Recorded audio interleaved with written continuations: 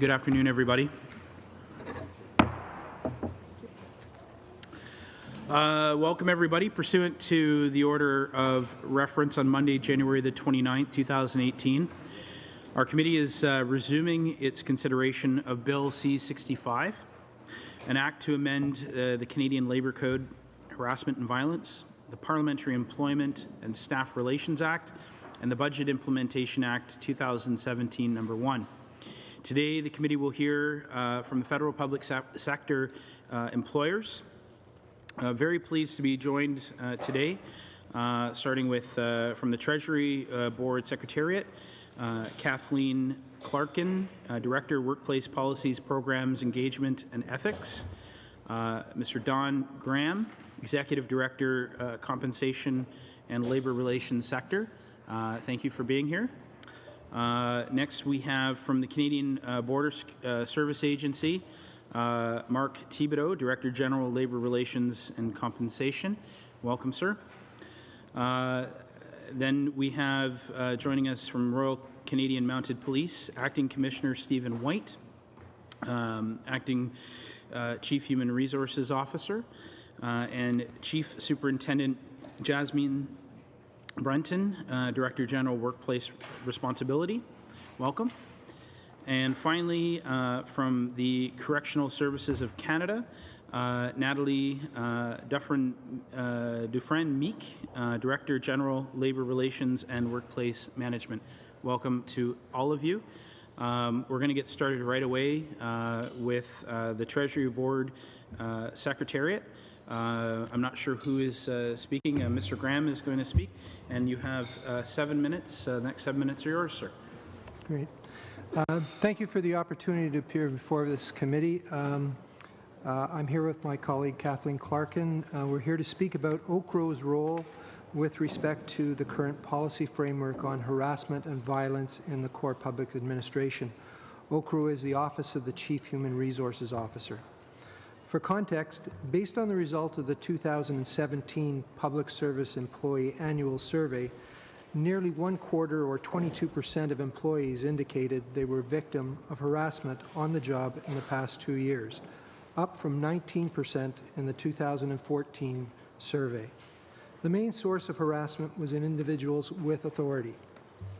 With regard to the current framework in the public service, currently, organizations in the core public administration are subject to the Treasury Board policy on harassment prevention and resolution and the Directive on Harassment Complaint Process.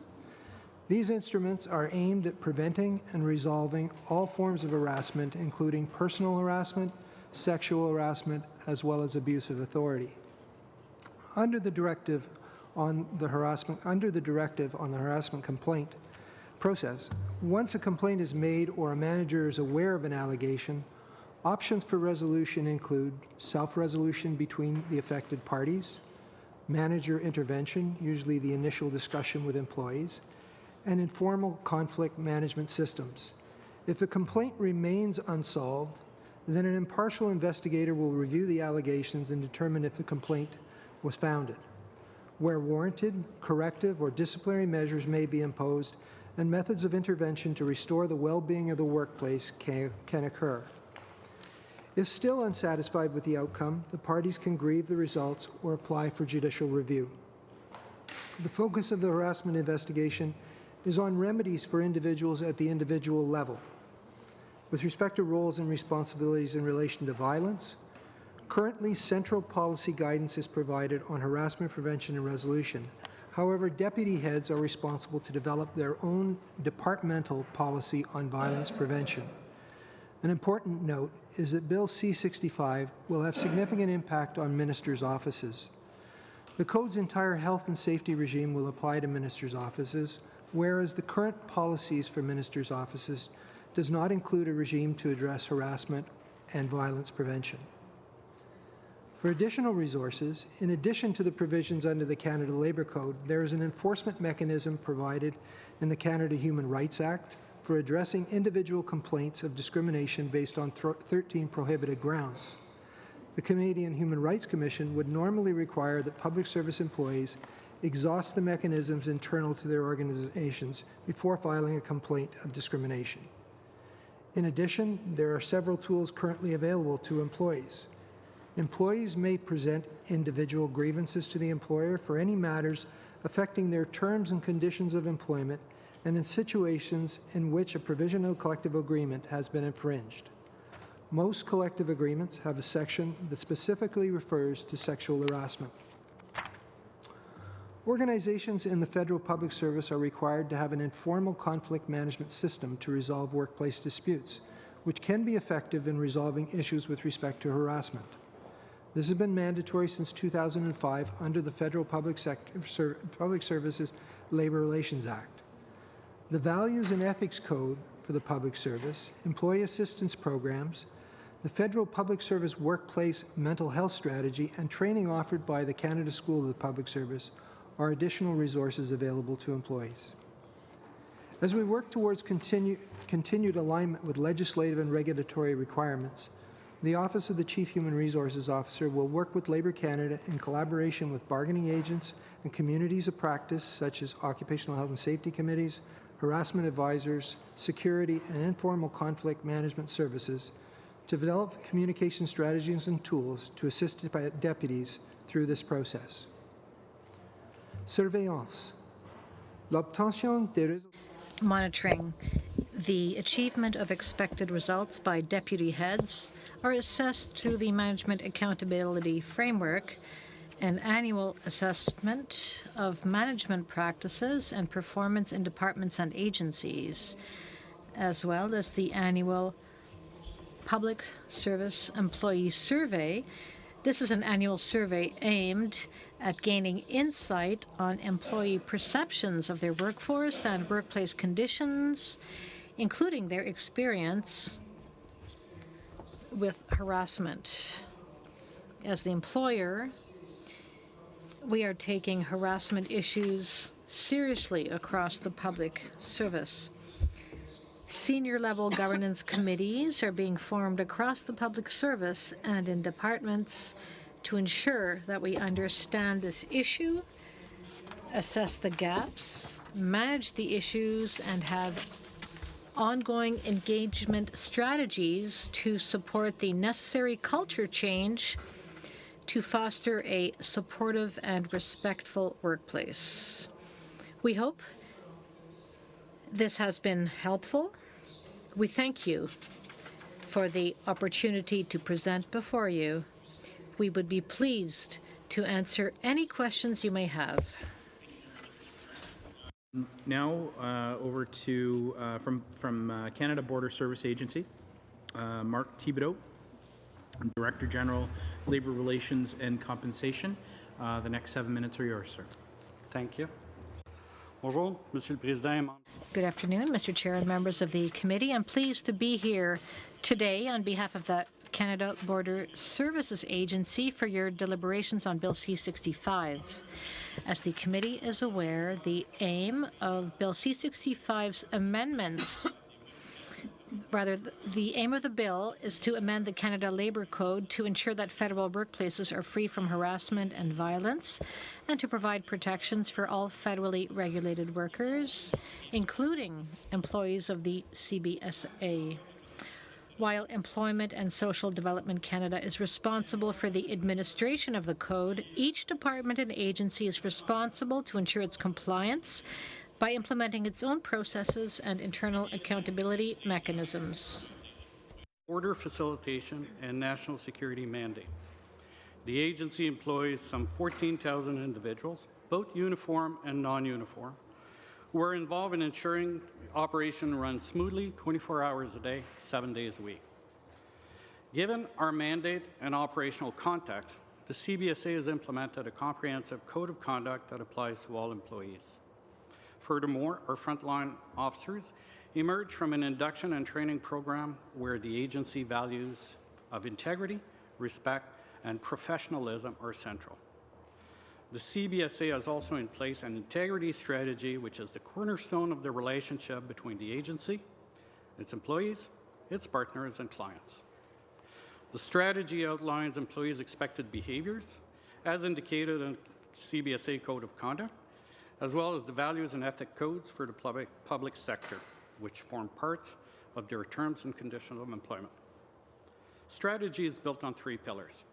The first one is proactivity, where we expect standards of conduct and disciplinary consequences for misconduct communicated regularly, and where we investigate allegation of misconduct immediately. Second one is a no wrong door approach, in which our specialists guide employees toward the appropriate avenue to have their issue addressed, no matter how they are raised to our attention. Third one is a motto of no stone unturned, in which issues are tracked and reviewed using numerous tools, including misconduct investigation, workplace assessment, and where necessary, criminal investigation. Ceci dit, l'agence... This said, the CBSA takes all allegations of disrespectful conduct very seriously and applies a zero-tolerance policy for any type of harassment. Managers at all levels are expected to foster and demonstrate integrity and ethical leadership at all times. They are expected to identify and resolve issues, including harassment and violence in the workplace, sexual or otherwise, in an appropriate and effective manner. To help them fulfill their responsibilities, the CBSA provides managers and employees with tools and resources, including 7 mandatory training courses that relate to harassment and violence prevention in the workplace. It is extremely important to promote awareness to ensuring that employees understand their rights, roles, responsibilities, and where to turn for assistance. Bill C-65 provides government departments another tool to prevent harassment and violence in the workplace while supporting victims in the process and complements the work being undertaken at the agency. In addition to the new rights envisioned by Bill C-65 with respect to workplace harassment and sexual violence, as my colleague said, employees may file a complaint or report a situation of workplace violence under the Code, proceed with a grievance in accordance with collective agreement provisions, and file a Canadian human rights complaint. Formal processes and have access to services provided by the Employee Assistance Program and informal conflict management system. To conclude, the CBSA interacts with millions of individuals and goods, with domestic and international partners, with other law enforcement organizations, with industry stakeholders. Ensuring that we undertake this important work in an environment free of harassment and violence is paramount. Si les membres du comité ont des questions, je serai heureux. We would be happy to respond to any questions you may have. Up next, we have from the Royal Canadian Mounted Police, Acting Commissioner Stephen White, Acting Chief Human Resources Officer, and Chief Superintendent Jasmine Breton, Director General Workplace Responsibility. The next 7 minutes are yours, sir. Okay. Thank you, and good afternoon, Mr. Chair. And for correction, it's Assistant Commissioner and not Acting Commissioner. Sorry. Yeah, thank you. Good afternoon, Mr. Chair and honourable members of the committee. Thank you for the invitation to speak to you today about the impacts of Bill C-65 on the RCMP's responsibility and efforts in protecting the health, safety, and well-being of all of its employees as it relates to harassment and violence in the workplace. I'm joined today by my colleague, Chief Superintendent Jasmine Breton, Director General of the Workplace Responsibility Branch, to help answer questions you have for us on the subject of Bill C-65. Puisque la GRC fait partie de l'administration. The RCMP falls under the Federal Public Administration, and so Part 2 of the Canada Labour Code applies to the RCMP and to all its employees, including regular members and civilian members. As such, the RCMP has a general duty to ensure that the health and safety at work of all its employees is protected. This includes taking the prescribed steps under Part 20 of the Canada Occupational Health and Safety Regulations to prevent and protect RCMP employees against violence in the workplace. Related requirements of Part 20 by establishing a violence prevention in the workplace policy, establishing procedures for the reporting, resolution, investigation, and care of employees subject to violence occurrences, and developing mandatory training for all RCMP employees and supervisors on factors that contribute to workplace violence and how to mitigate them. Many factors contribute to workplace violence, such as incivility, workplace conflicts, stress in the workplace, and harassing behaviors. As such, the RCMP provides its employees with a multitude of tools, resources, and awareness sessions to help prevent violence and harassment in the workplace. These include addressing incivility and harassing behaviors through a mandatory respectful workplace course, providing employees and managers with tools, services, and training for effectively resolving conflict at the earliest opportunity through the RCMP Informal Conflict Management Program, addressing stress in the workplace through Health Canada's Employee Assistance Services, a robust peer-to-peer program, and a mandatory in-class Road to Mental Readiness course. And in an effort to eliminate harassment and discrimination from the workplace, the RCMP has created divisional and the national gender and harassment advisory committees. La politique de la GRC sur la prévention. The RCMP's violence prevention policy states that the RCMP will provide a healthy, safe, and violence-free workplace in accordance with Part 2 of the Canada Labour Code and the Treasury Board policy on government security, and that the RCMP will not tolerate violent and abusive behavior in the workplace, and with its employees will promote a workplace that is free from intimidation, violence, bullying, threats of violence, and other disruptive behaviors. Currently in force, through which it addresses the investigation and resolution of harassment complaints. The RCMP regulations and many of the Commissioner's standing orders were amended in 2014, including establishing procedures to effectively and efficiently investigate and resolve harassment complaints. For example, the Code of Conduct contained in the schedule to the RCMP Regulations 2014 now provides that members may not engage in discrimination or harassment. As such, harassing behavior can result in conduct measures being pursued. The Commissioner's Standing Orders, Investigation and Resolution of Harassment Complaints, and the Commissioner's Standing Orders Conduct, which set out procedures relating to the investigation and resolution of harassment complaints, and these could be affected by the regime proposed in Bill C-65.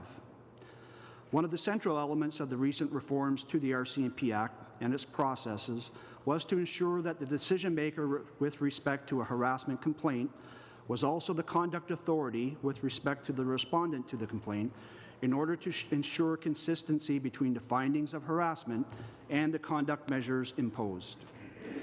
Bill C-65 seeks to update the Canada Labour Code to consolidate violence prevention and harassment into a single regime to require employers, including the RCMP, to take the necessary steps to prevent and protect employees against harassment and violence in the workplace.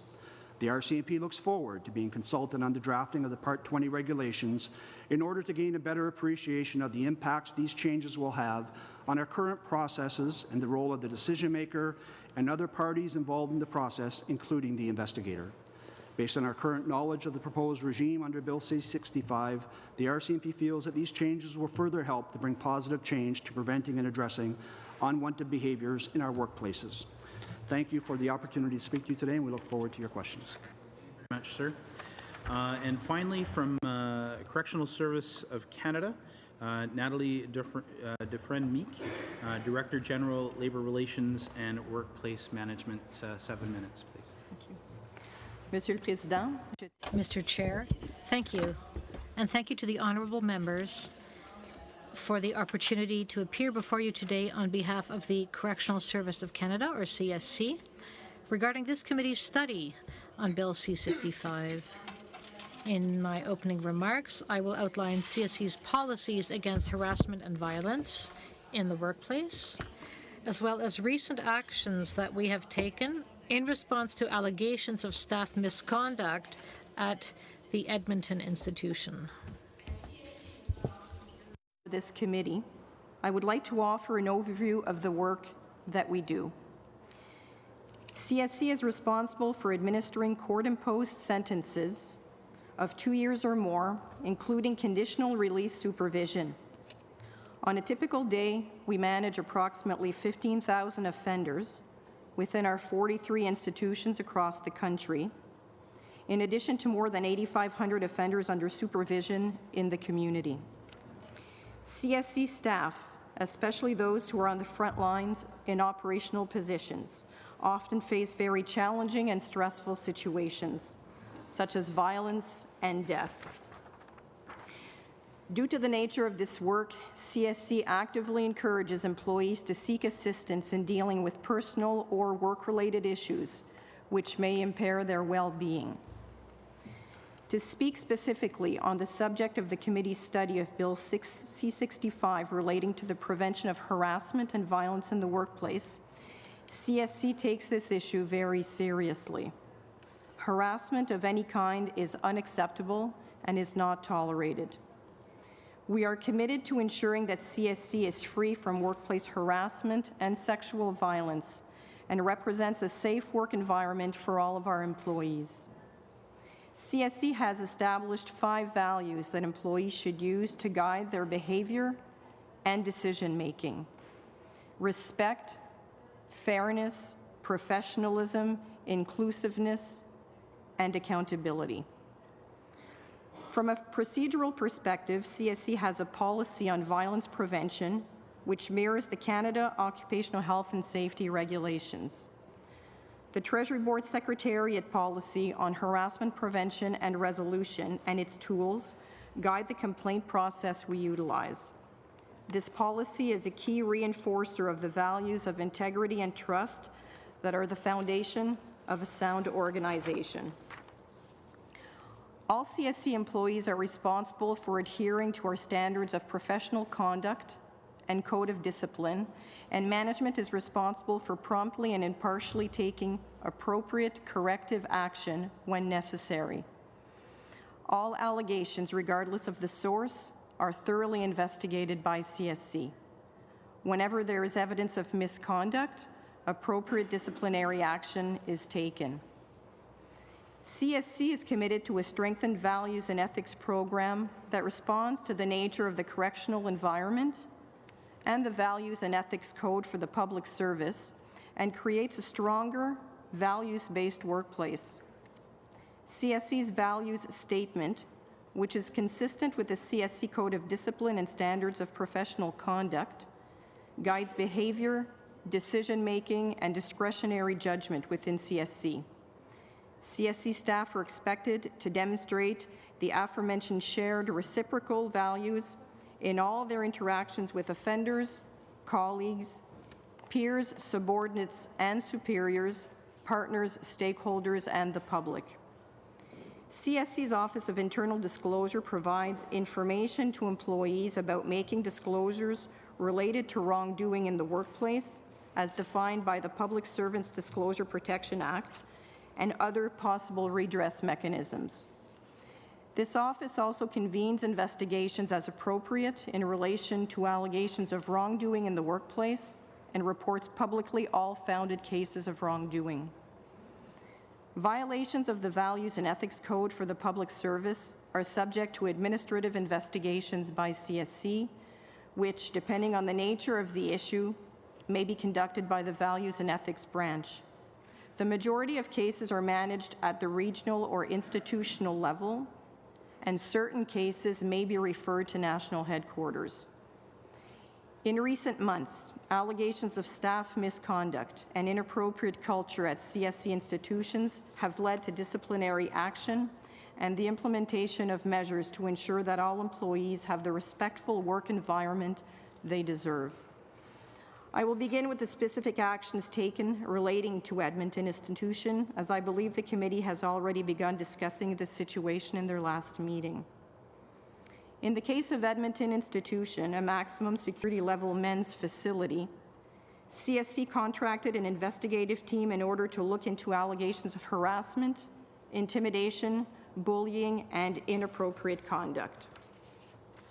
The investigators, which included some external members, determined that a number of allegations were founded. Consequently, to date, 6 employees have been terminated as a result of their inappropriate conduct. There is currently a separate independent investigation being conducted by the Edmonton Police Service in conjunction with the RCMP regarding allegations of possible criminal activity at Edmonton Institution. As is always the case in investigations into possible criminal charges, CSC cooperates fully with its police partners.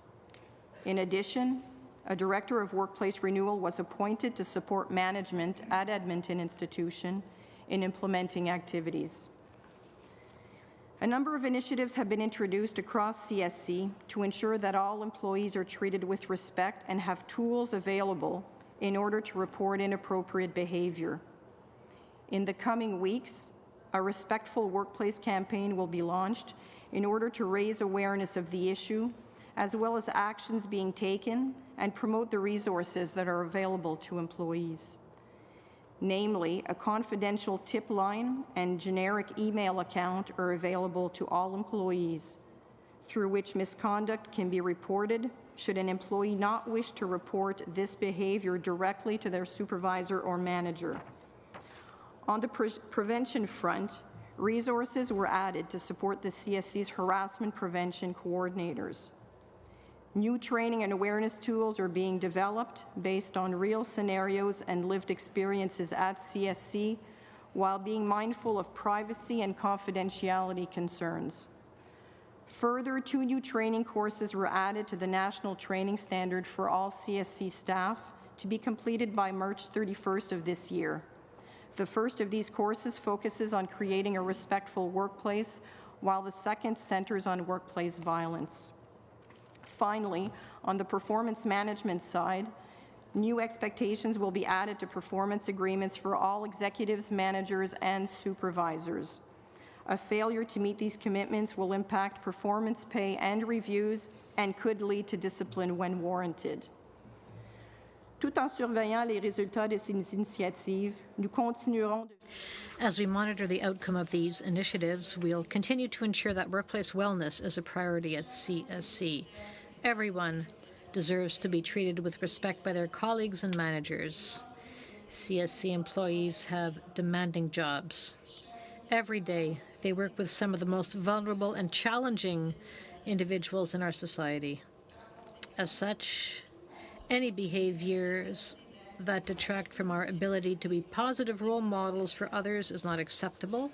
A positive and respectful workplace contributes to the success of our organization's priority towards the safety and security of the public, victims, staff, and offenders, both in institutions and in the community.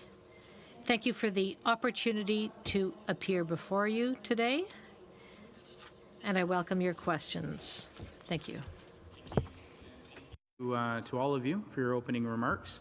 We're going to go first round of questions. Monsieur Blaney, 6 minutes. Merci beaucoup, Monsieur. Thank you very much, Mr. Chairman, and thank you to all of you for being here today. My first questions are for Mr. Graham from Treasury Board. Sir, I appreciated the fact that you mentioned a statistic which is worrying. 1 out of 5 employees in the federal public service reported having been a victim of harassment in the workplace. How many people does this represent, or rather, how many public servants are under your supervision?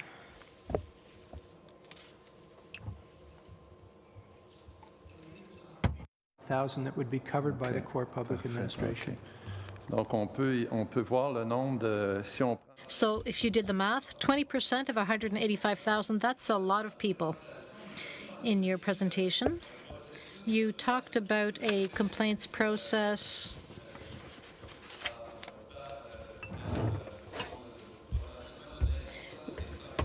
So we're referring to potentially 20 people of 185,000 public servants.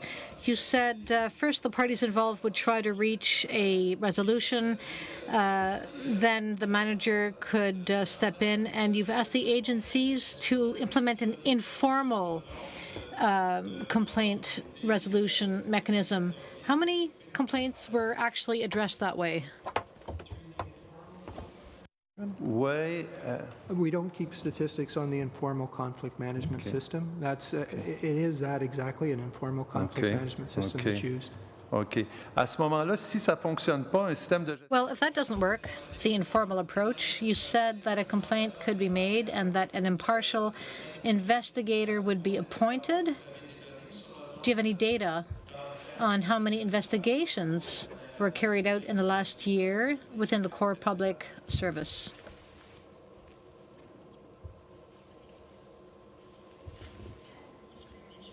Presently collect the data from a central agency perspective on this. Each department has their own policies and pieces in place, and so it's hard to capture the full perspective of how many investigations may be underway, but it is important to note as well that the harassment mentioned can be a full range of types of harassment. It can be from somebody they're feeling pressured to complete their work on time to something like violence and other more extreme cases. Oui, je comprends, mais à un moment donné, quand il y a une plainte, comme par exemple... Yes, I understand that. For instance, at Treasury Board, has it ever happened that you've received complaints within your organization? And if so, do you have data? Do you have a registry on the number of complaints you receive? Because there has to be a process. Do you have any data on that which you can share with us? Corporate side of things, we have more the central policy function here, but we could certainly look at it because Treasury Board, as all other organizations, do report regularly through the Management Accountability Framework, and we do try to balance our questions there with those in the public service and employee survey. Je vous pose ces questions-là sur les... Asking questions on information, data, or numbers is because the only thing we know is that one public servant out of 5 has said that they were victims of violence or rather harassment. And you say there are different mechanisms to report these incidents. On the one hand, we want the federal public service to be free of harassment. And the reason I'm asking about the tools you have is so that we can measure the scope of the problem. And what I find worrying is that over the years, the number of public servants who have said they've been victims of harassment, that number has increased.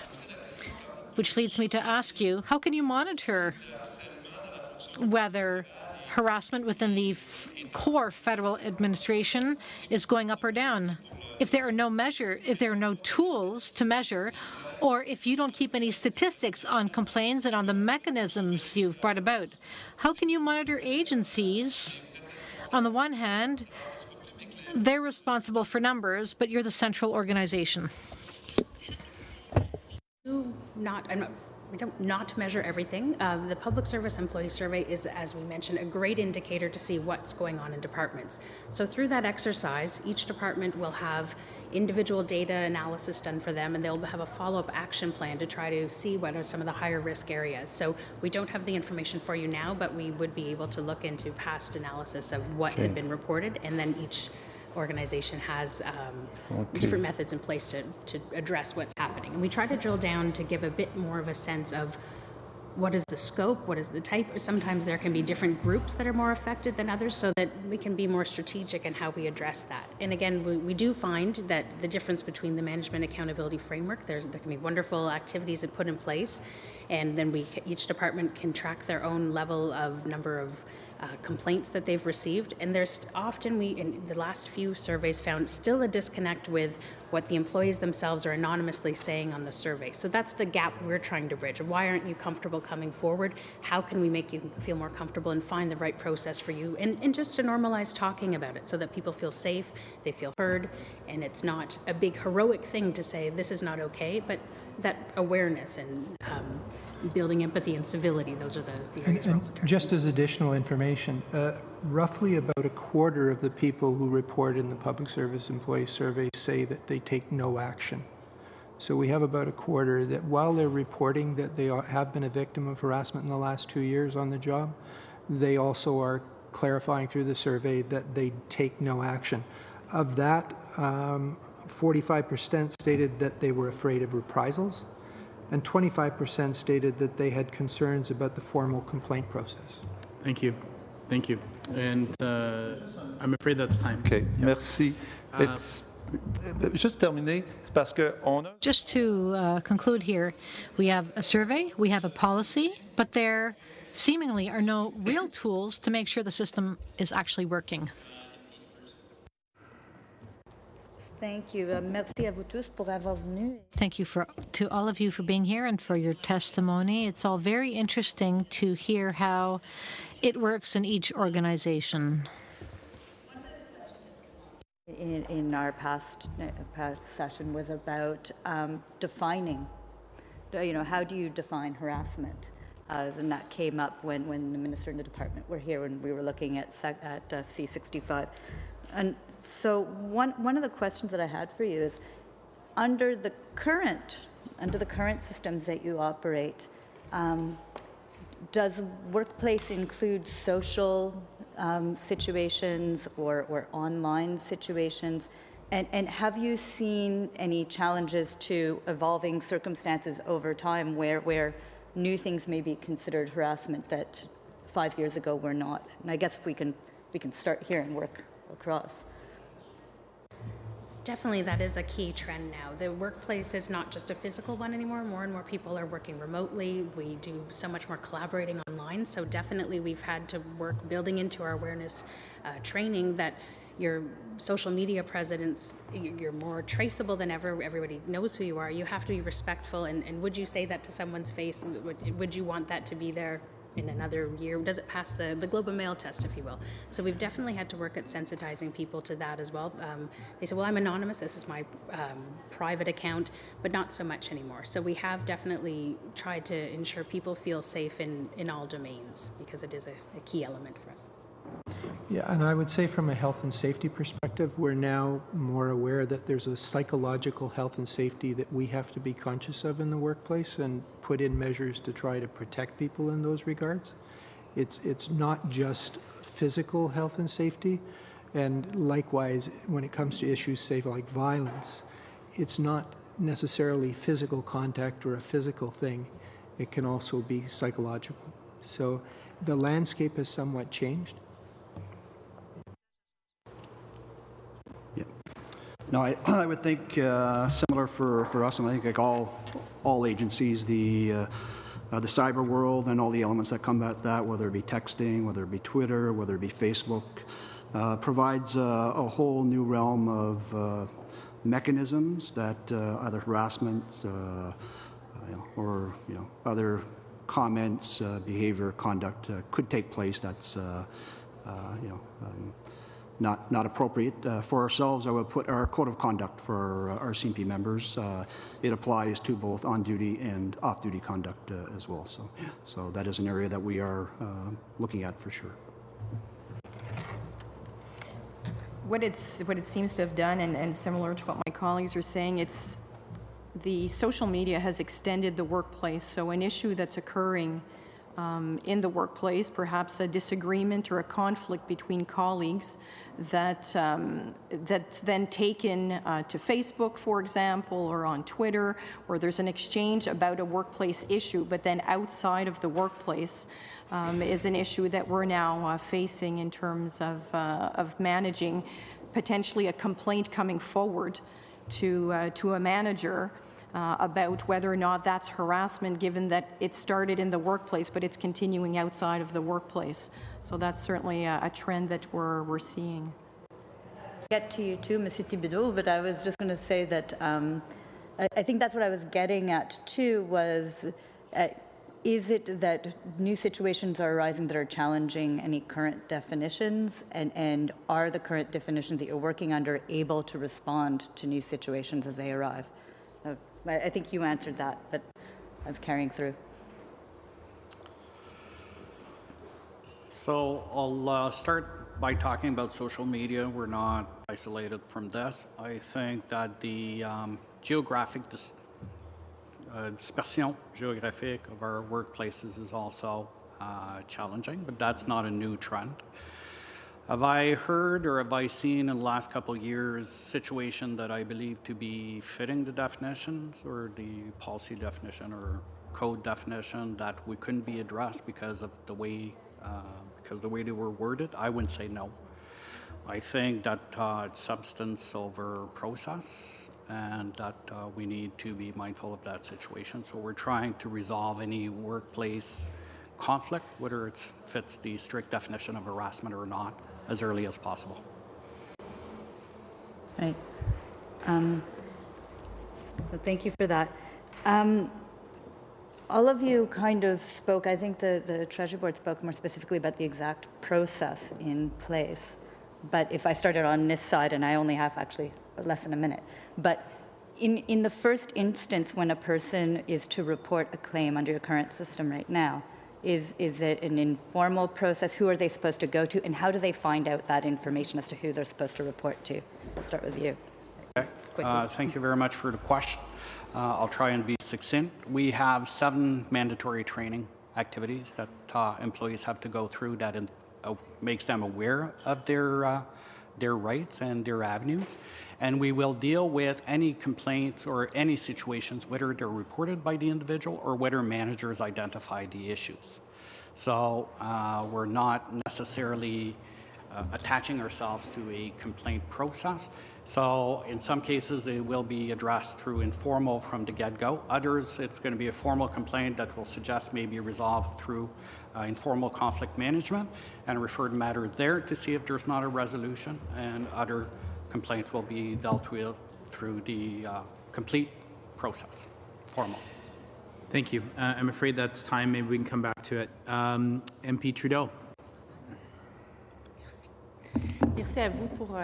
Thank you to the witnesses for your presentations before the committee. I will speak French if you want to put on your earpieces. My first question is for Mr. Breton and Mr. White. In the news, we've heard that over 4,000 women within the RCMP have filed complaints. And so my first question is this. It has to do with the investigation process.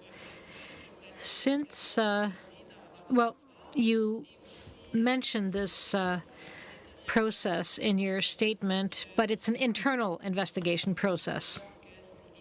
So if there's a complaint, there's an internal investigation that takes place.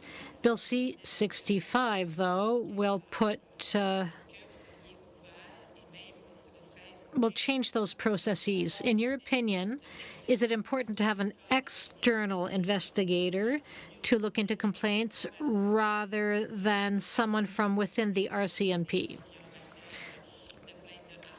when it comes to harassment or violence complaints in the workplace? Very important question, the issue of internal investigations, external investigations, and we do hear regularly that external brings a much greater degree of independence, and I think some folks would think transparency as well to any investigative process. Right now, our processes are internally. There is a mechanism for us to go outside of the organization for an external investigator and an external decision maker as well. We do have that mechanism built into our processes, and maybe I'll just ask my colleague just to give you just a brief summary, if you wish, of we have 2 different processes, one for harassment and one for our code of conduct as well.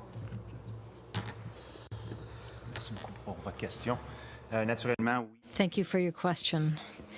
Yes, in the last few months, at different levels, we've talked about the possibility of contracting external services. As my colleague just said, when it comes to certain files, we'll go to the outside, but there is an internal process. I believe that today there is an appetite within the organization and within management that it might be better to go to the outside. I think there is a willingness at this point, but for now, investigations are done internally. In the brief you tabled, you said that there are some measures, and I want to make sure I get it right. You said there are measures to prevent harassment and violence in the workplace and to protect employees. Now, with regard to Bill C-65, I would like to hear I'd like to know what kind of suggestions you would like to see us make with regard to Bill C-65. Education awareness across the entire organization. A number of things we put into place. We have a prevention of workplace violence course, and we now have had approximately 24,000 of our employees who have taken that course. We have our online respectful workplace course. We have now had over 27,000 of our employees who have taken that. We're continuing a number of sessions, resolving conflict effectively course. Last year, as an example, we had 111 sessions for almost 1,700 participants. We've built up a very, what I think is a very effective informal conflict management program. We've hired informal conflict practitioners right across the country in all the provinces where we work. These are specialists in consultation, conflict coaching, mediation, group intervention, and facilitated discussions, and they really are a key element in working with supervisors, managers, giving them the tools, training that they need to effectively engage in workplace conflict scenario situations, so that we're, what we see in a lot of our cases of harassment, it is workplace conflict that has not been addressed and it's evolved into harassments. Those are some of the examples of what I would put forward.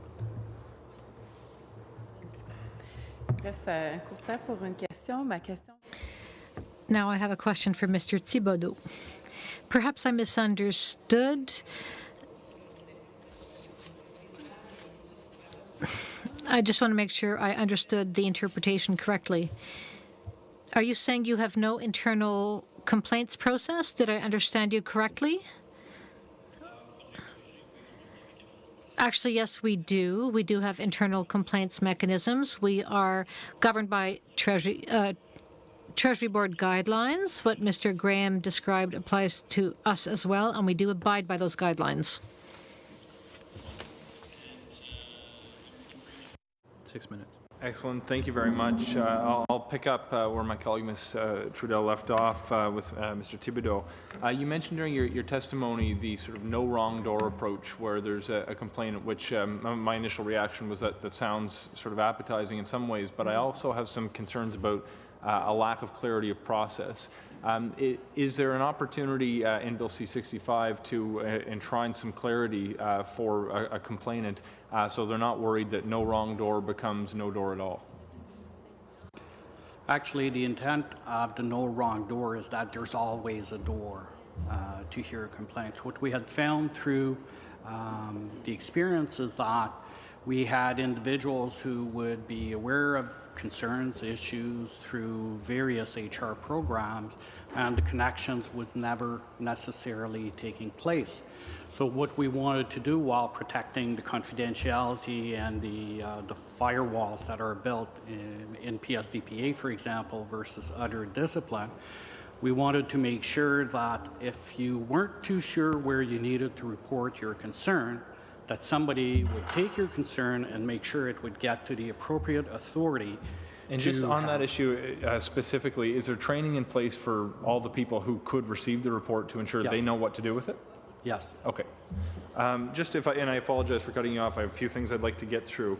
Mr. Graham, you described the need to exhaust all intra-department remedies before you can approach the remedy under the Canadian Human Rights Act.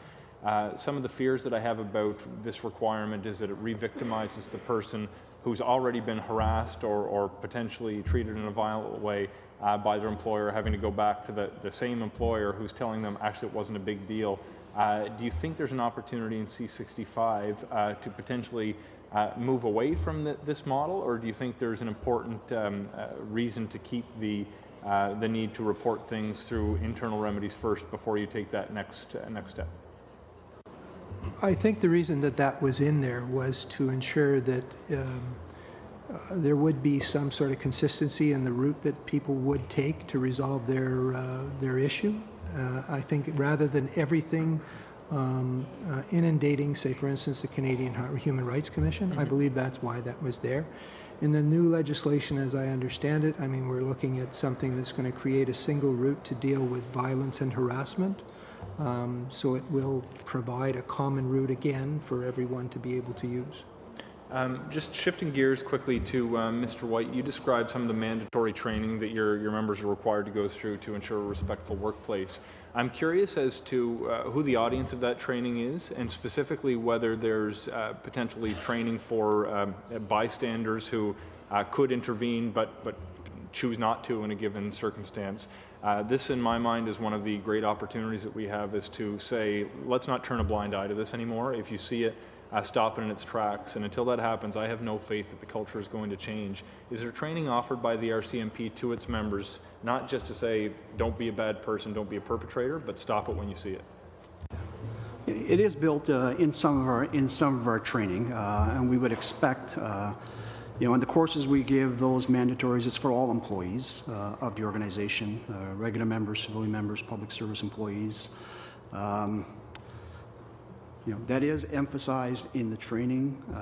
We also have supervisor development program training, management development program training in there, as really to emphasize with managers and supervisors as well that they need to engage if they see that taking place in the workplace.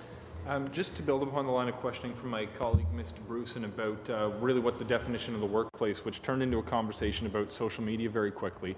One of the circumstances that I didn't come out of the responses, and I did appreciate the responses, by the way, was a circumstance that I see in politics and in the RCMP as well. Sort of day one of law school and criminal law class, they say there's no such thing as an off-duty police officer. I'm thinking of the circumstance where the unwanted behavior happens technically outside of the workplace or off-duty, as you described, but the consequences of that unwanted behavior are still felt day-to-day in the workplace. Does the Code of Conduct for the RCMP capture that kind of a circumstance? Yeah, yes, it does.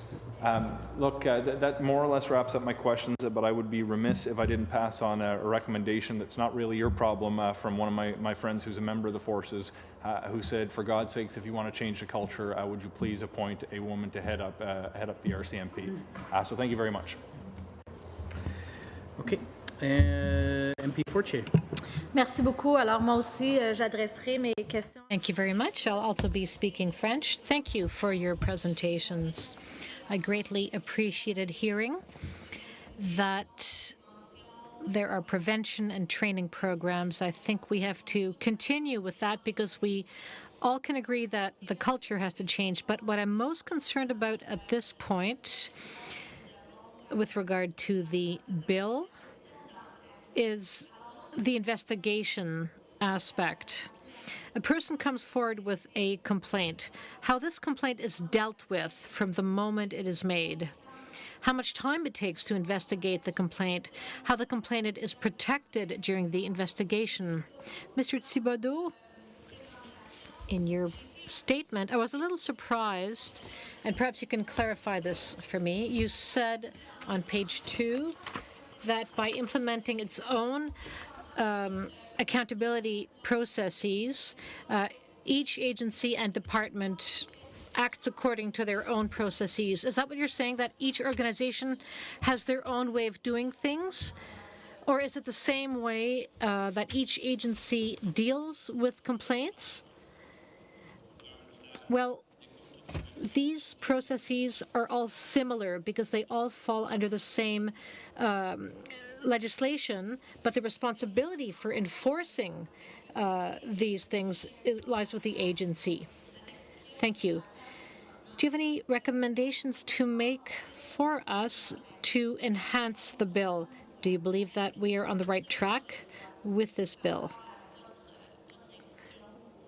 as far as your organization is concerned, or others? Well, with regard to the objective, we are clearly on the right track. I think we all want to eliminate workplace harassment. I think the challenge is how to enforce, how to apply the legislation. There is a challenge with regard to the length of an investigation. You referred to this in your previous question. At a certain point, we often called on external investigators, and the process was much longer back then, much longer, but then we created a branch to speed these investigations along. Thank you. The complainant. How is the complainant protected during the investigative process? Because what we're beginning to see and hear is that sometimes these investigations can go on for months or years before there is a resolution. Do you have a suggestion for us to enhance this bill in order to protect the complainant? Well, often within our organization, as soon as a complaint is made or we know that there was an incident, we separate the parties to make sure that there's no, rather, we do this to be sensitive. Mr. White or Mr. Breton, do you have any ideas for us on how we can improve the bill?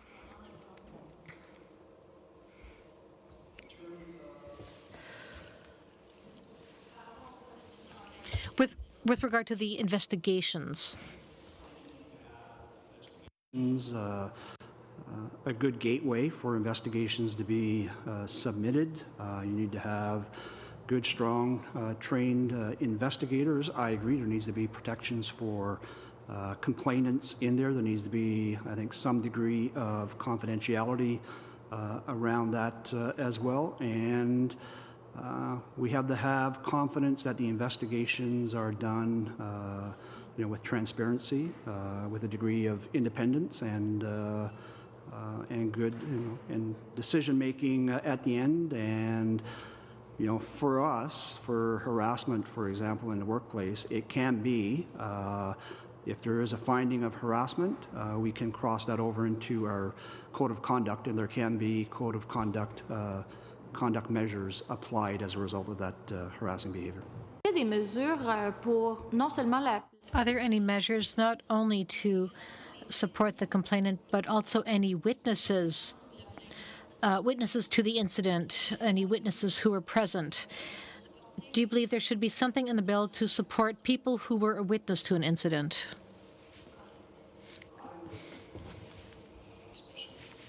Cases of sexual misconduct, sexual harassment, complainants and witnesses, it can be very demanding thing for them to go through. Sometimes witnesses and complainants may have to be interviewed several times, so I would recommend that investigators have some degree of training in terms of how to treat both victims and witnesses of certain types of behavior. I would definitely emphasize sexual harassment, sexual misconduct in the workplace, because it can be have a very big impact on victims and witnesses. Merci beaucoup. Thank you. Now over to MP Falk. Thank you, Mr. Chair, and thank you to all of our witnesses that have come to committee to provide us with some insight and to influence the shaping of this bill. Mr. Graham, I'd like to start with you, and I just want to get back to the statistics that MP Blaney was referencing in some of his comments. And you quote here that nearly 1/4, 22% of employees indicate they were victims of harassment. What would have been the question on the questionnaire that they would have answered yes to, or what was the description of harassment?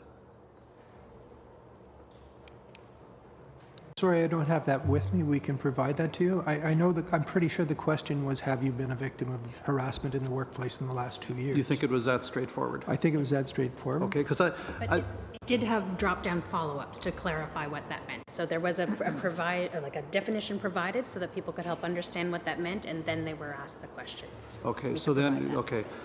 Because I think Mrs. Clark, and you made the comment that the pressure to complete work was considered harassment?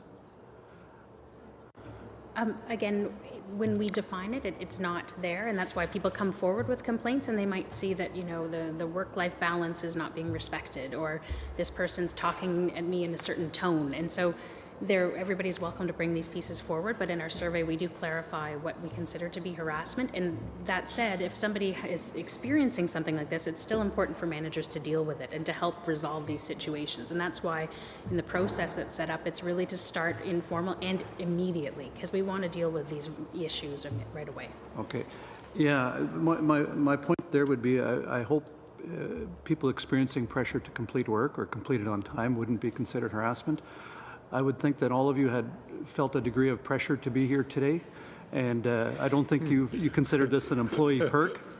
But I certainly wouldn't want you to be thinking that this is a form of harassment by the government upon you for the good work that you're all doing for our country, and I want to thank you for that. But if I could, it just does come down to the question of a perception of one individual is not necessarily the same perception as another. Correctly, and I wouldn't want to suggest that one survey over another is a trend. Certainly it's a direction, but it's not a trend. Maybe it's an anomaly, and I hope it is. And as you do raise, that is really a picture of a moment in time, so there can be extraneous things influencing that, and that's why we're looking forward to seeing the results of our most recent survey and seeing if we can have a trend or if it is just another key situation to react to. Thank you. Good, thank you. I'm not nearly going to get to all my questions. I can see that now already, but Mrs. Dufresne-Meeks, your organization has an employee assistance program, and is it an internal program or an external program? So we have an employee assistance program that's it's a mix. So we have employee assistance referral agents. So they're volunteers within the organization that about 700 to 900 employees that have come forward, volunteer. They've been trained by the employer to provide support, a listening ear, and referral services to a variety of community resources. We also have a contract with an external provider that's actually Health Canada, so the Employee Assistance Services, for short-term counselling. Do you have any stats on the amount of, or the percentage of employees that avail themselves to that service? Yeah, the last stat that I have is around 14% that currently avail themselves of the external service, so the employee assistance services. Okay, and I know it could be for a variety of reasons. It could be for family issues. It could be, and I wouldn't suggest it's all harassment related. And Mr. White, I'd get just listening to your presentation and also reading it. I see that you just have an internal process, a peer-to-peer process. Do you feel your members and your staff have the confidence in the process that their confidentiality and their autonomy is respected? Yeah. Our peer-to-peer program is built very much on confidentiality. And we also have as well, similar to my colleague, we do have the Employee Assistance Services through Health Canada. We joined in 2013, I believe it is. The very same. So we have that same access to short-term counselling through Health Canada, 24/7 service, and we have been seeing year over year an increase in the number of our employees who have been taking advantage of that service. And for us to see the numbers go up, it's not a negative thing, because we are doing a lot of awareness and promotion around Health Canada's Employee Assistance Service, and encouraging our employees to take Contact X service, and they are, and that service is also available for their families as well. So. Okay, and just briefly, when you actually get complaints from your staff about harassment that are directed towards you, do you know the approximate percentage between what would be considered bullying and what would be sexual in nature? I think we may. Yeah, we did. I don't have the exact stats separated in those exact. But we would take whatever complaint is deemed to be harassment as an harassment complaint. So we mix it in as one complaint, and then from there, the investigation ensues. One important point that I think I'd want to emphasize from the RCMP perspective is we have a centralized system. So we are, like CBSA, obviously the geography is all across Canada. All the complaints come into our centre here in Ottawa. They're analyzed by analysts, and then they're sent back out to the divisions for investigation. I think that's kind of an important point. But to answer your question, if it's brought in as bullying and or harassment, we mix it in as one complaint under the definition. Thank you. Thank you. Now over to MP Vandenbelt. Thank you. Thank you very much, all of you, for being here to answer our questions. I'd like to go back, Mr. Graham, to that statistic about the 22% who are experiencing harassment, and then you indicated that there's a large percentage within that who have taken no action, and the reasons being fear of reprisal and a concern about the process. And one of the things that, of course, can create that is if you see others go through a process, it's re-traumatizing. It takes a long time, and then there's no outcome. It can actually deter others from going through the process. What would be things that we could do within Bill C-65 that would turn that around? Because I think we all agree that's unacceptable, that so many people are not even taking action even though they are facing harassment. Well, I think one of the things you've done in Bill, or one of the things that has been done in Bill C-65 is really the whole confidentiality aspect of it, which should it should encourage people to come forward as long as they have the confidence that that is going to be kept confidential. That in itself, though, may pose a bit of a difficulty in terms of if there is action that possibly needs to take place, and I'm thinking in the form of discipline or something like that, because it will be confidential to the investigation relative to a harassment that's taking place and with the competent person. So it's not necessarily information that can be used by the employer. And of course, with confidentiality, how does one assure that a person who perhaps has there have been complaints about them harassing or having sexual violence multiple times with multiple other employees, how do you ensure then that that person isn't promoted, isn't advanced in different places because you have that confidentiality? That's a challenge. It's a challenge to get people to come forward. I think the thrust of this legislation, for the most part, is about preventing harassment and violence in the workplace. It is to some degree different than what we've had as an existing harassment policy, which has been around more targeted to individual situations, but it would demand, obviously, you don't have that confidentiality protection. Mr. Frayne-Meek, you mentioned a tip line or an email, a generic email, because we do know that often the people who are targeted are the most precarious situations. They're often new employees, young, that somebody else, maybe more senior, would see this and be able to report it. How does that tip line work?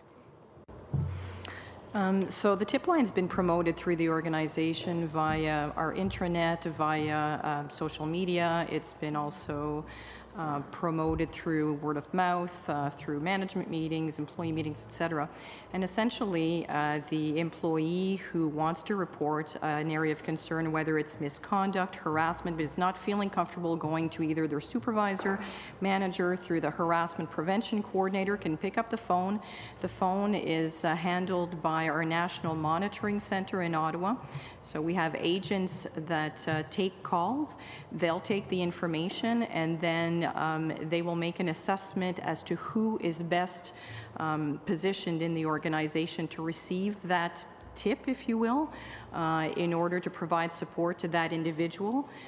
Is it more of a systemic issue, as an example? Is it a specific issue to that individual? And then it's managed by the delegated manager for that particular either institution or region. The email essentially works the same way. It's also managed out of the National Monitoring Center, so it provides some assurance to folks that they're not necessarily reporting up through their chain of command, but it's someone else that's receiving the information that is objective and not linked to the supervisor or manager. Thank you. And it's not necessarily the individual. It could be somebody who's witnessed. Exactly. And in fact, we've received tips from folks who have witnessed perhaps harassment or misconduct towards someone else, a colleague, who have called in. And in terms of the training that the people who are monitoring this line have, these are people that are highly trained, that understand the different avenues that people can go to? So the folks that are currently receiving the calls receive calls for a variety of reasons. So it could be something happening at an institution. So the assessment that they make is simply the assessment of who is going to get that tip, what region it's going to. In terms of actually assessing the process going to take place, it's not that person because they're not trained for that. Okay, do I have any time? Okay, just to emphasize, I think all of you mentioned in some way that there are people who are trained, that there's training for all staff. Each of you? Yeah. Okay, thank you. Okay, and now over to MP Harder, please, for 5 minutes. Thank you very much. All right. Well, thank you so much for being with us. My first question is going to go to Treasury Board, and that is, you mentioned with regards to the definition of harassment, and those complaints that definition seems quite broad. Is there a need to define that within this legislation?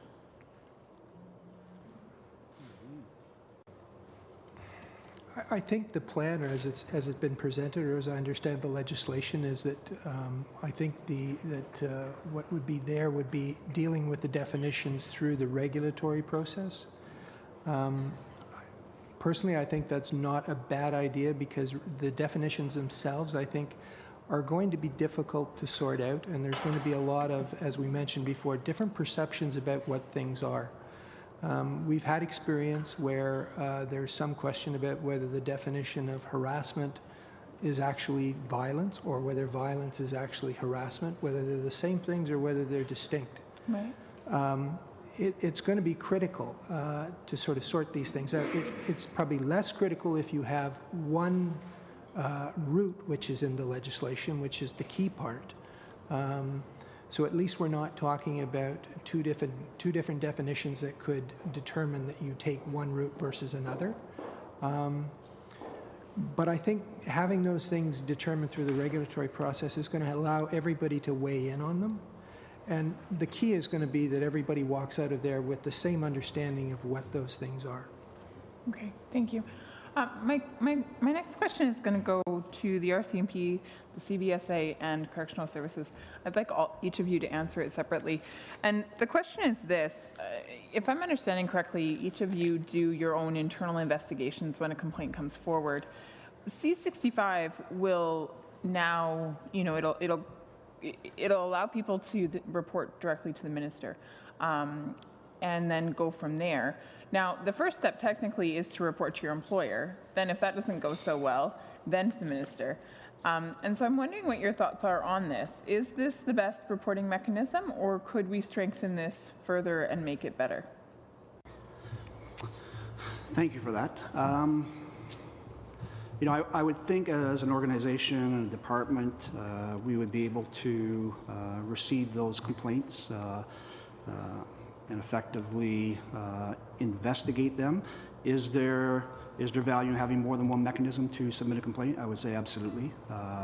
In our case, we do have several harassment. For example, right now, a complainant can submit it direct. If they're out in a division, they can submit it direct to Ottawa, to the Office for the Coordination of Harassment. We have an online reporting system. They can go through that gateway as well. So there are multiple mechanisms to report a complaint, and I think that might be there would be some value in having a mechanism such as that. Do you feel that the minister is the best person to report to, or do you feel that there could perhaps be a different third party there?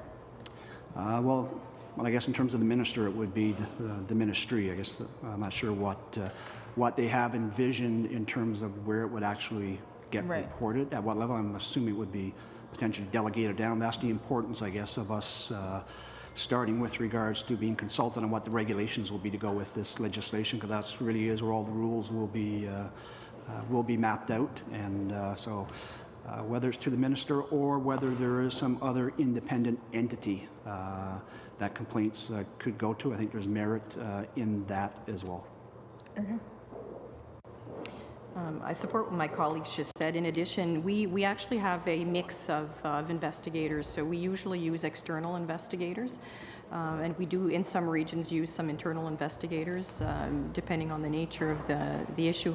But what we find currently is that it's difficult to find a good, significant pool of investigators. There are some out there, but they're very busy, and it's difficult to find a competent investigator, certainly for Part 20 currently. So that's something that I think we need to turn our minds to, certainly.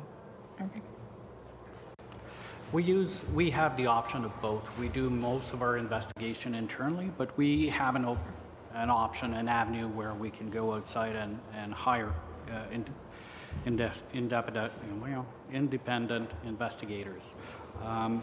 I think that the accountability to provide the workplace free of harassment rests with the deputy head. So, and I joined that with the fact that the best resolution of any conflict in the workplace is the closest to the workplace. So I welcome the opportunity to go to a third party when the internal mechanism is not working, but I think that having the possibility of going internally to your supervisors, generally speaking, is definitely a good thing. Going outside, because I can see some situation where that could be problematic or bring impression that it will not be fairly addressed, I think is also desirable. And given that we're enshrining this with Bill 65 into the code, then Ministry of is the place that administers the code, so that would make sense. It goes there. Thank you. MP Trudel for 3 minutes. Merci. On a parlé beaucoup. There has been a lot of talk of criteria and support services. My first question is for Mr. White and Mr. Breton. And if you could answer quickly, I only have 3 minutes. If there is a complaint and during the investigation, or once the investigation is over, and if it has been concluded that there has been violence or harassment or not, once the investigation is completed, what happens with the survivors, the employees? Do they keep on working where the incident occurred? Or are there any procedures in place to have them work elsewhere? What happens to those employees?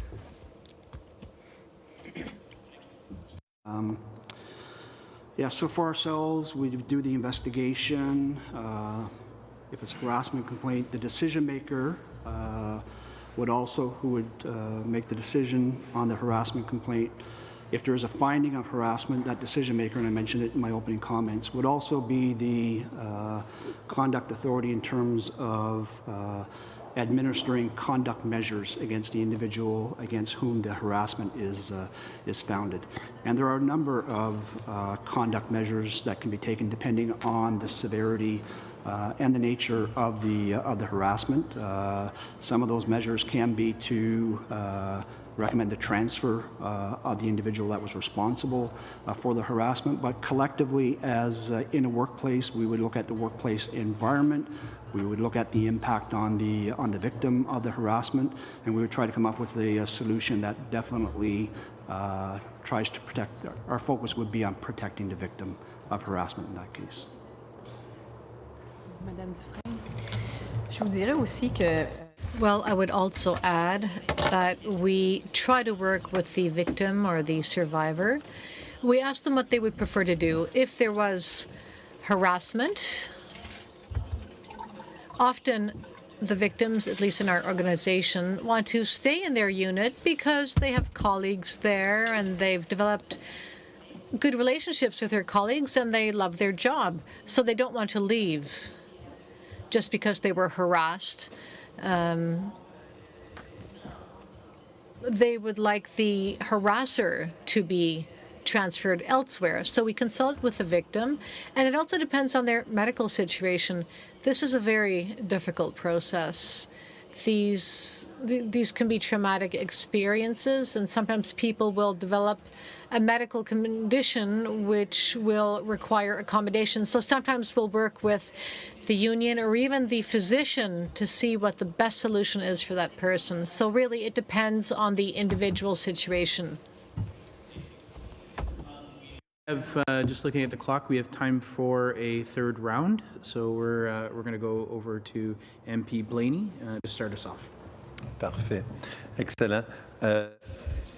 Thank you. My question is for the current situation and recommendations about C65 and the role of unions. Most of you work in organizations which are unionized. I'll begin with you, Mr. Thibodeau. Can you explain to me today, if there are harassment complaints or situations, how do you work with the unions? What role do unions play? Do they support the victims? And do you think that will continue under C65?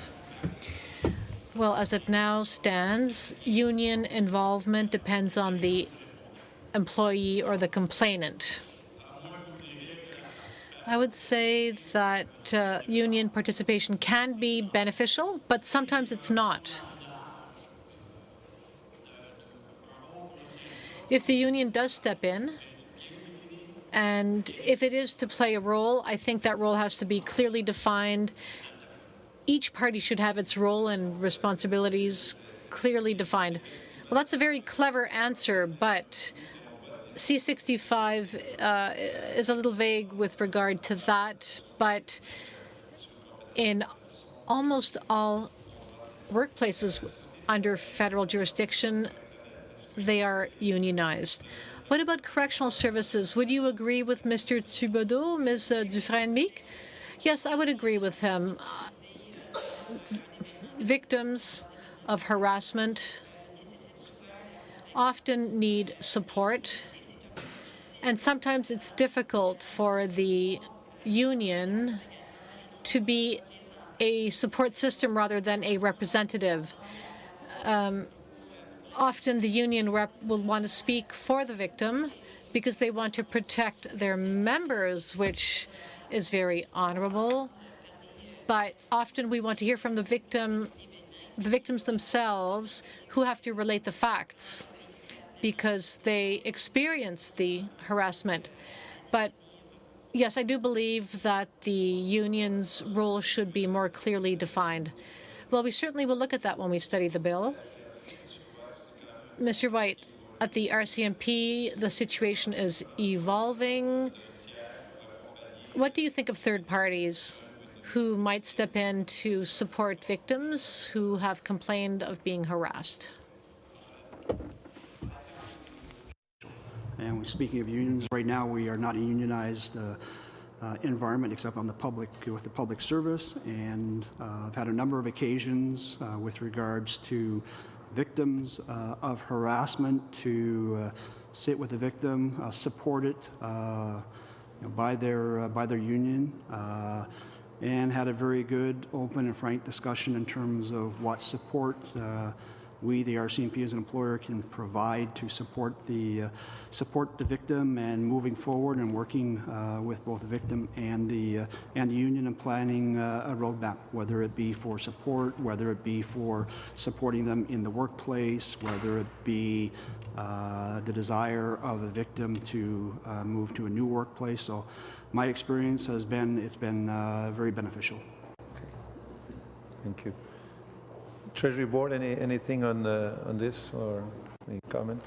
Just a quick one, saying that unions have been a great partner with our awareness pieces, such as the joint learning program that we deliver with both management and union facilitators, and they have a harassment-free workplace one, as well as some great ones on mental health that have been great, because we do share the same motivation to want to resolve this issues. And yeah, just to add, they obviously come with a different perspective than us, and I mean they're there to represent their members and to look after their interests, and that's what they're there to advocate and work for. And we just have to make it work. Thank you. Well, one other thing, and my time is running, but that we're going to be looking in is, and I've asked the minister about it, is this third party. We feel from people who are involved in a situation the need to have some privacy, some independence, and sometimes some distance from the direct supervisor who might be involved. And it seems at this point in time, like the way the law is crafted, that we are always pushing back the person into the hand of the person that presumed probably potentially the victim. So this is certainly we're going to look at. I don't know if someone wants to comment on the importance of at some point in time for a person to say, I don't want to deal with my supervisor because he's involved. Even I don't trust my own organization. That may happen. And I know it's sensitive for you, but any comment on that? Because this is something we're going to look at. And for us, the third party seem critical for the preserving, I would say, the integrity or the dignity of the, without creating a brand new structure. But anyone wants to risk something on this one? Or you'll be saved by the clock? And you have about 30 seconds. So. Yeah, you can try. Only to say that, I mean, in your deliberations, I think you're looking for whatever is going to be the best and what's going to wind up with us being able to eradicate and eliminate or reduce down considerably these types of situations in the workplace. And if you think that's the best way to do it.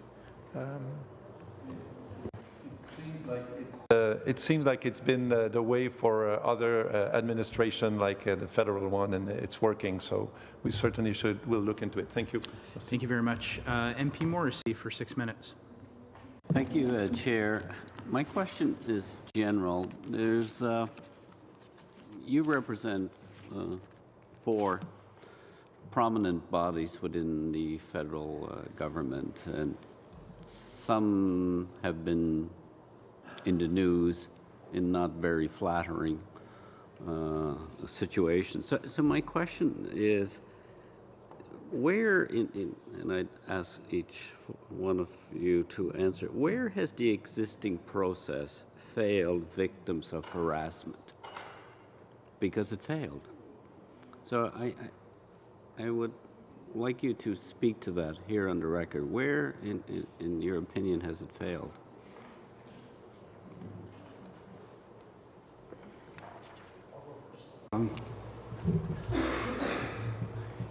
In terms of historical, I can't speak without knowing specific individual cases, but back to what I mentioned earlier, the need to have a well-established, robust complaint and investigative system, and that's what we put in place for the RCMP post-2014 with the changes to RCMP Act and our regulations and enhanced commissioner standing orders around both harassment investigations and new conduct measures that try to bring a very well-established framework around the reporting of harassment, how we investigate harassment, the findings of harassment, and the potential imposition of conduct measures if there are findings of harassment. So I would think with us having that in place today, that we are doing,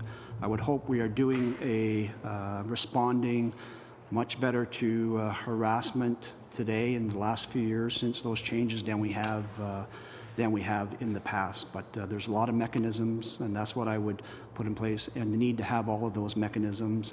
As I mentioned earlier, good established gateways for complainants to bring their complaints forward, and not necessarily having to go to a supervisor with a complaint of harassment, having a separate mechanism where they can go direct to an office outside of their immediate office to bring that complaint forward.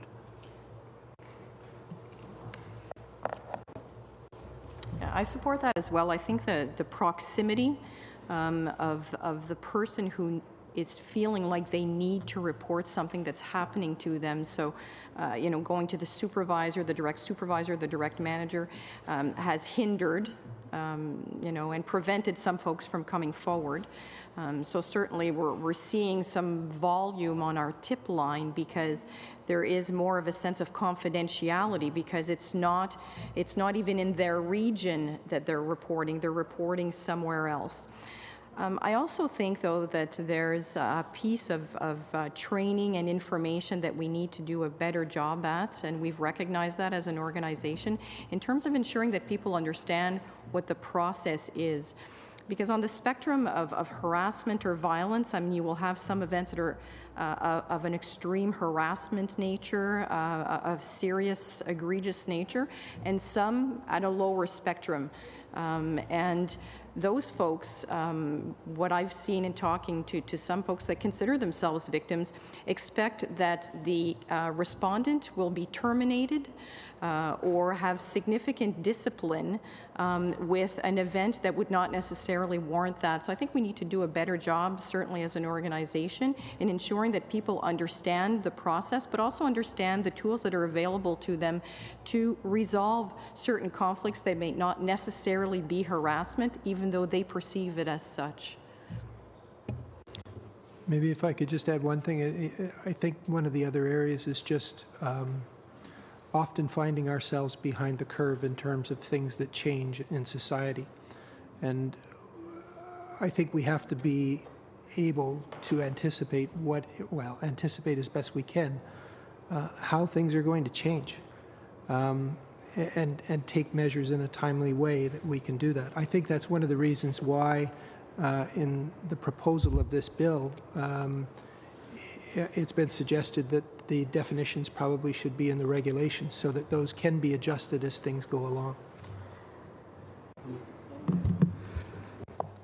The reason Mr. Thibault? I would offer that in addition to what has been commented, that we've experienced the same issue as my colleague was pointing in terms of outcome, but that the size of the organization, like we've got 14,000 individuals working for us, matters in terms of distance, bias, and perception of how the issues are addressed, because the delegation to address a harassment complaint in the CBSA rests with director generals, which are far removed from workplaces, especially outside of Ottawa.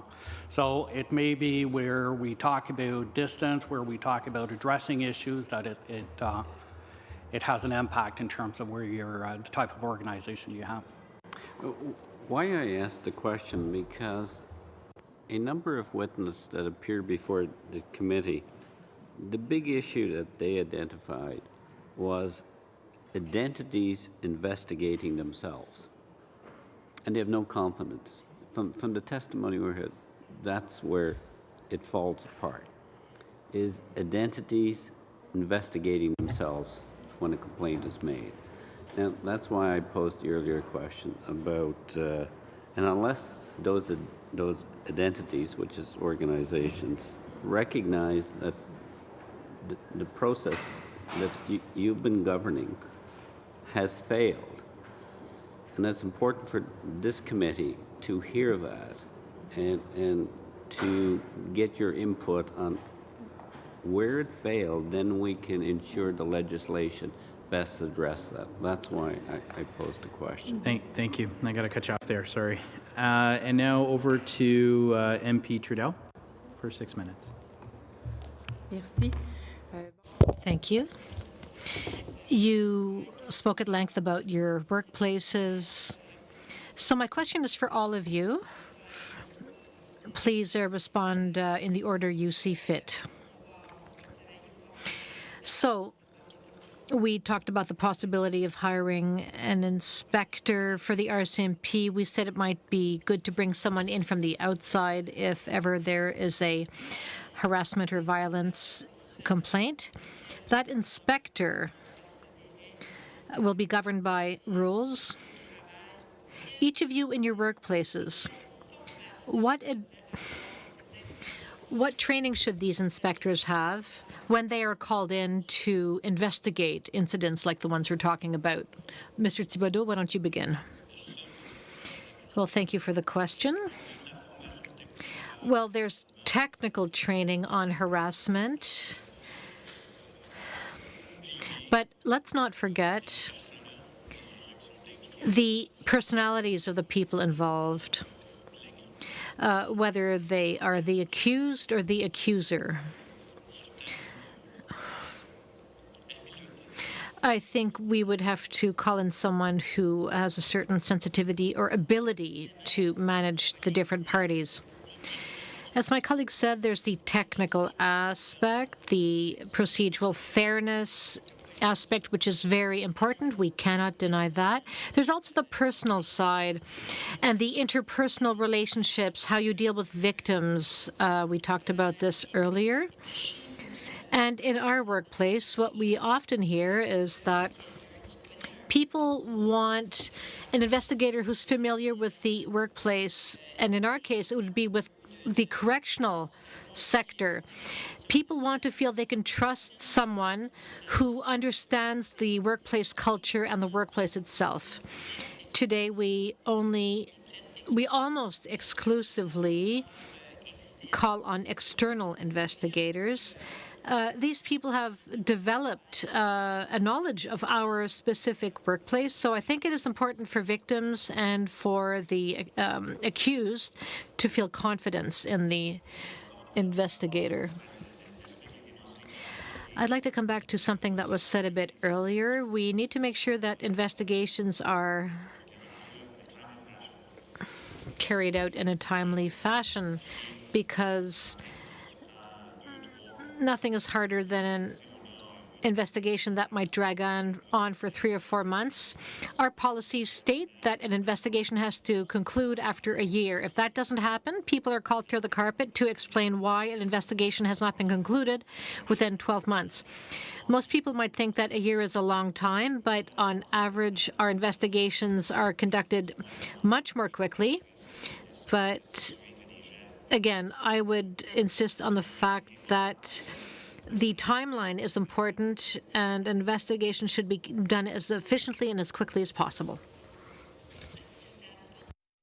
There are very special skill sets. It is a much more sensitive investigation than others, and one of the pieces we were trying to do to help the capacity for organizations when they do feel the need to have an outside investigator come in is we're renewing our National Master's Standing Offer for investigative services, and we will now have a stream for under occupational health and safety violence investigations for competent persons, it's called, not that they aren't all competent, as well as harassment investigators and investigators into wrongdoing under the Public Servants Disclosure Protection Act.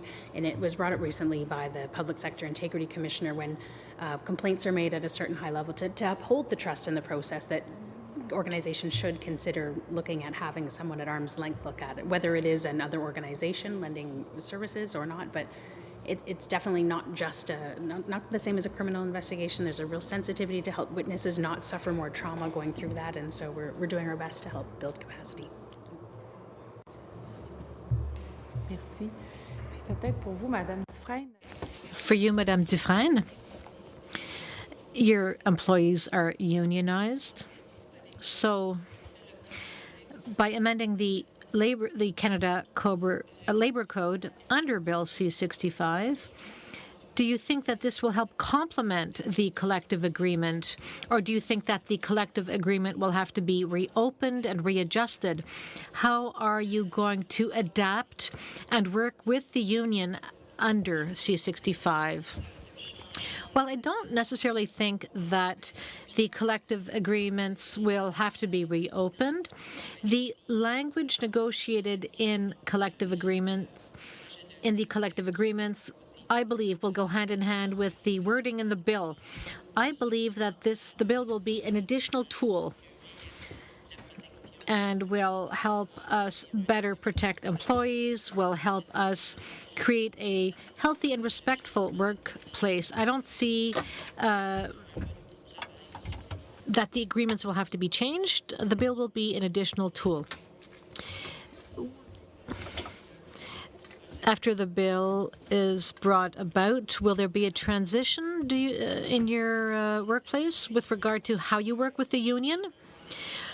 Well, I think there will be some necessary changes. We actually have two teams today, two teams specialized in harassment and in workplace prevention of harassment. So yes, there will be a transition because we will probably try to get the teams to work together even more and to consolidate the support they give employees and they provide under our management programs. We can expect a higher number of cases to come forward, and so these teams will have to reorganize the way they manage their work. MP de Bruzen. Thank you. I'm happy that with where it ended because that was exactly one of the questions that I wanted to pick up on, perhaps with the others, which is to have a new piece of legislation that we're considering. What are the challenges as you make the transition? What additional resources are required to make those changes? You've mentioned some issues about finding investigators, that type of thing. So perhaps I think you've already started to answer that. Maybe if we start on your end and work across. I think there's one change that relates to volume that we'll have to monitor and see how we respond to this. I don't think, as my colleague was pointing out, that the collective agreements would need to be changed. The changes are going to be into practice. And I think the successful implementation of the legislation is going to rest in the communication and making sure that individuals understand what is the potential remedy based on the mechanism they use, and that there is no confusion between the various avenues of redress in terms of what it is intended to cover and address and what is the potential outcome of it. Mr. White? Yeah, thank you for your question. For us, it depends, I guess, in terms of what starts to unfold with regards to the regulations. As you've heard from us, we have our internal processes. So if there is a move to go to, with harassment, for example, doing all external independent type investigations for departments of harassment, that would impact our internal system, obviously, but I guess the thing I would put out for consideration is the capacity that would be required externally to do that. And I would add on, I've heard it a number of times here today around the independence of those investigations, and there's no doubt if a person who submits a harassment complaint, if their complaint is investigated, even if it's not founded as harassment, I think the fact that an independent investigator, independent entity has done that and they've made the decision, I think it has a significant credibility that it is external and outside of the organization. So if that is going to be the way that this proceeds and unfolds, I know we're not there yet, but definitely they would need to have the right capacity to do it because it would be significant. Thank you. One of the things about this is that I believe one of the requirements of the bill was going to be that employers will have to come up with a prevention of harassment and violence policy, and that policy is going to have to be developed in collaboration with their workplace health and safety committees, which is usually dealing with the union. So there is going to be this aspect where we are going to have to work through this with them. So there's going to be this partnership, hopefully, on coming up with policies to cover it in the workplace. Thank you. The other issue that I was thinking about, because ultimately what we want is to aim for prevention. What we want is for no one to actually have to use any of these processes that we're discussing in so much detail today. And several of you have mentioned training as some of the things that you have there. How do you have any statistics as to how effective the training is? So, for example, when you have people coming in and then there are allegations made, how often is it that that person against whom allegations were made have been through the training process? We haven't necessarily measured it against that metric, but I'm confident a lot of things I've seen, the more education, the more awareness around it you're going to do, the more messaging you put around that the organization is receptive and welcoming to, victims or complainants coming forward, I think you will see an increase in employees coming forward with complaints. And I would think, and I'll give an example on the mental health side. Over the last few years, we made it mandatory for every employee in our organization to take in-person road to mental readiness training. We're up to about 24,000 now. I am very confident that we are starting to see a change in our organization with regards to the stigma around mental health, and a lot more people now coming forward seeking help, support for mental health, because we have done that awareness, we've done that training, and we're trying to create an atmosphere that we are a compassionate and welcoming organization with regards to mental health. And I think that would be the same with any type of activity, whether it be mental health, whether it be harassment or other things as well. So I would think your numbers would increase more awareness education. Did anybody else have any comments about effectiveness of training, how to make sure it's effective? Just again, from what the informal discussion group practitioners have said, they, as echoed, definitely see an influx in inquiries and questions anytime any training's gone. A lot of best practices are to do a follow-up with anybody who's participated in training and remind them of context, what's there, and make the linkages, because it's not always harassment, but maybe they want informal conflict management services to help work through difficult situations, or maybe they want help in reminding folks about civility in the workplace and how do we want to be treated. And those dialogues are all very helpful in the prevention aspect, in that we now better understand what's expected of us, and we are more self-aware of how our actions and behavior impacts others. So it's difficult to quantify, but again, we hear very positive feedback from the practitioners and across governments. Thank you very much. Now that concludes 3 full rounds. We don't really have enough time to do a whole other round, and I think everybody is okay with that. I wanted to thank all of you for being here today. This is the first day in our study of this legislation, and I think you really helped us get off on a good start, a good footing. So thank you all very much for being here. Thank you to my colleagues and to everybody that made today possible. We will be adjourning, but coming back here for a briefing shortly. Thank you very much. Adjourned.